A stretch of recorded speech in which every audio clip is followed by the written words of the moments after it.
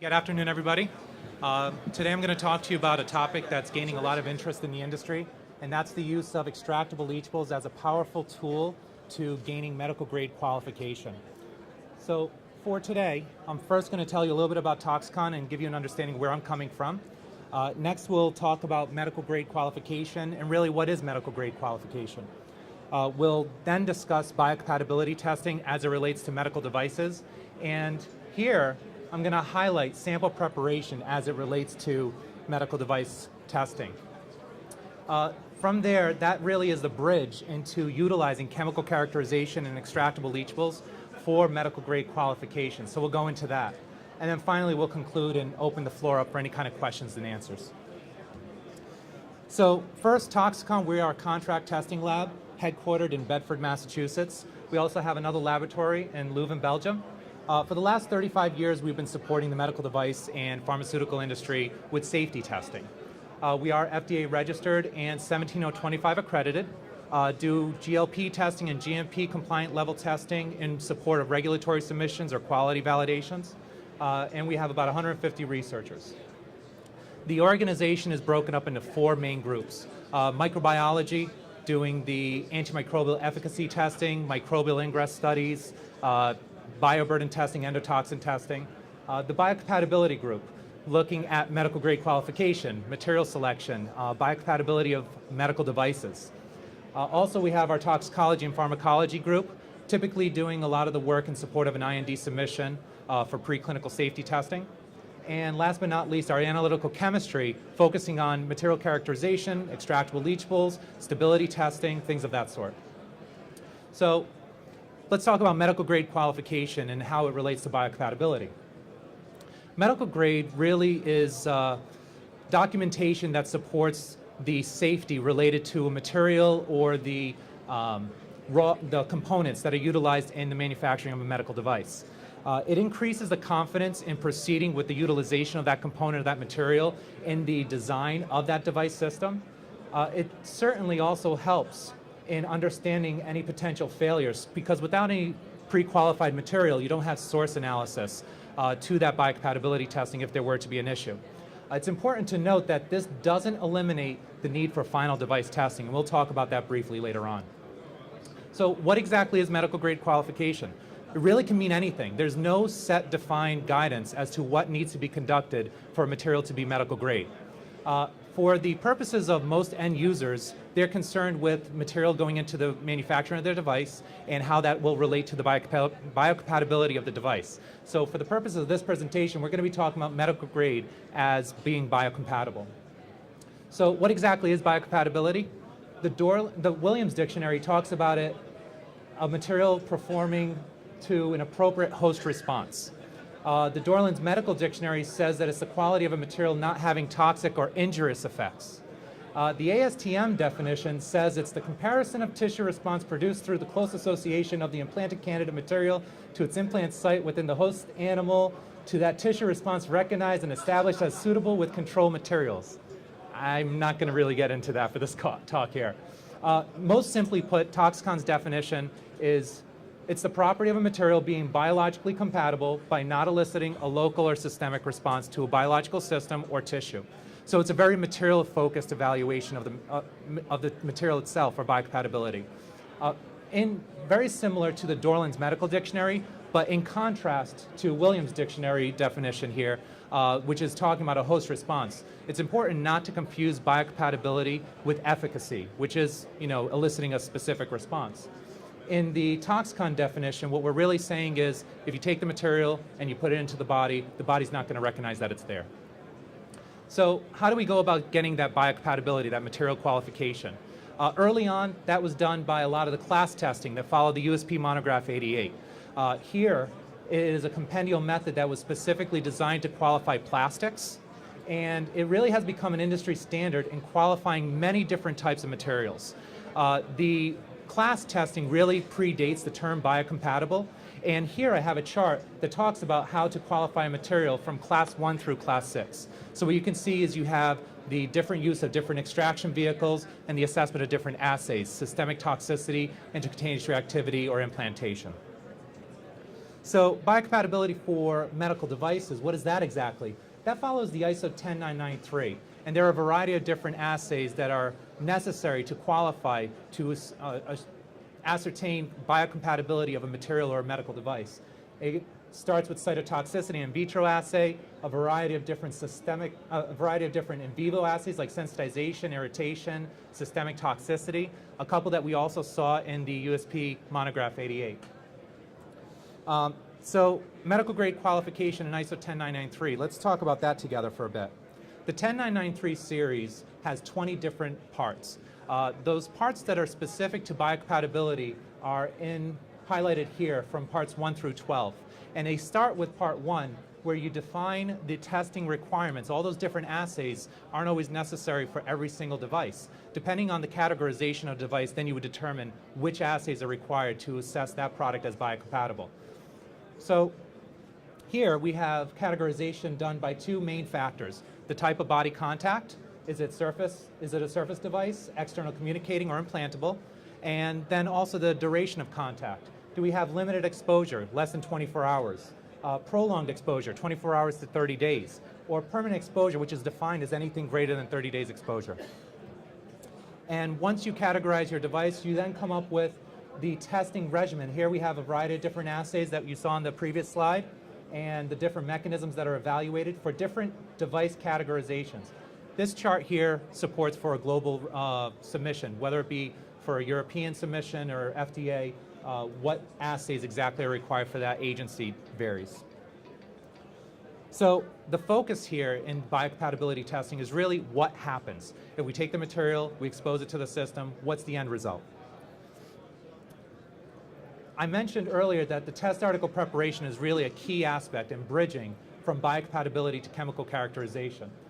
In biocompatibility testing for regulatory submission, the test articles have to be in their final form, ready for the market. And that's a very key important aspect. Most of the tests in biocompatibility testing is done with an extraction of the device. And here is really the key to linking to chemical characterization. Extraction should occur under aggressive conditions, as allowable by the material and as acceptable by the regulatory agency. And they also talk about utilizing various different extraction vehicles, polar, non-polar, to mimic various different environments within the body. So how does chemical characterization relate to this? First, let's talk about chemical characterization, and more specifically, extractables and leachables. Extractables are those chemical compounds that can be extracted under more aggressive conditions. So these are the compounds that can come out. It's the total universe of potential compounds. Leachables are actually those compounds that will come out under simulated use conditions. So it's more about what does come out, and more importantly, how much of it comes out. Here is actually the equation that talks about polymer migration, and there's going to be a test at the end of the talk, so please pay attention. Most importantly, what we're talking about here is you have a polymer system and all these different polymer chains, and you have different additives, different stuff, if you will, represented by all the little red dots within the polymer system. So this isn't, the polymer chains are like your silicone, your polypropylenes. The red dots we're going to talk into a little bit more. Those aren't necessarily the silicones, the polypropylenes, but something else. And it's that migration of that stuff that goes into the environment of concern or the extraction solution in biocompatibility testing that will affect the various different mechanisms. So here really is the key to how chemical characterization can be utilized for medical grade qualification. And how do we go about doing that? Well, I said that the 10993 series is broken up into 20 parts. Parts 13 through 18 help guide us with a lot of the chemical characterization, the evaluation of degradation compounds for different types of materials. It also talks about how to establish allowable limits for these leachable substances that we identify in all these tests. That's your toxicological evaluation. And we get all of that data using a variety of different analytical techniques. Here I showed a variety of different ones using some GC methods, LC. Here's a chromatogram of an extractable study. So all of the various different compounds that will migrate out of a base polymer will show up in these different chromatographic techniques at various different levels. This here is actually a material that in an extractable study was pre-exposed to class 6 testing and was qualified as class 6 compatible. So let me go back. all these various different peaks doesn't necessarily mean it's a bad thing. It's just the stuff that's coming out at some level. Here, we have a chromatogram from a leachable study. And it's the same exact material under different conditions, but what you can see now is only our main extractable, the highest peak that we had, shows up in the leachable study. And it's also very small, and that's why it passed the Class 6 testing in and of itself. So what are all these compounds that are coming out? There are different sources for leachables. They can be different polymer additives, degradation products, residues, even primary and secondary packaging material that could cause impurities to come into the system. Here, we're focusing on what is the cause. What is going to affect my biocompatibility? What is going to affect my patient? And the types of compounds that we're looking for are a variety of different ones, as we mentioned, with all the different techniques. Lower molecular weight organic compounds, they can be attributed to different monomer residues. They could be from solvent residues, different residues from polymer treatments, and we would be able to detect them utilizing an optimized GCMS method, looking for different types of aromatic compounds, aldehydes, alcohols, ketones. Also, some mid-molecular weight organic compounds could be found using a different analytical technique, still a GCMS method, but would be looking for different lubricants, plasticizers, antioxidants. In this method, we're looking for degradation products, different types of compounds here. The higher molecular weight compounds, again, some plasticizers, but we also have some fillers, we have some antioxidants, anti-slip agents, and that would be detected utilizing some LCMS methods that are optimized for those higher molecular weight organic compounds. Like we said, the oligomers and even some degradation products. And then finally, even if we're talking about a polymeric system, there's also the concern not only for organic compounds, but inorganic compounds. And these are from metal-based complexes that are utilized in different catalysts, fillers, even pigments. And here, we'd be able to detect those compounds utilizing an ICP method for those metals. So in summary, the chemical characterization is focusing on extractables and leachables. Extractables is identifying all the different potential compounds that could be extracted into the model solvents under aggressive conditions. And then once we have that data set, we want to determine if any of those compounds may affect my patient. Okay, in leachables testing, we want to measure the actual amount of those leachates that would be released as a function of time. And here, as I mentioned earlier, we're focused on how much of what is going to be exposed to my patient. You know, does the exposure affect their safety?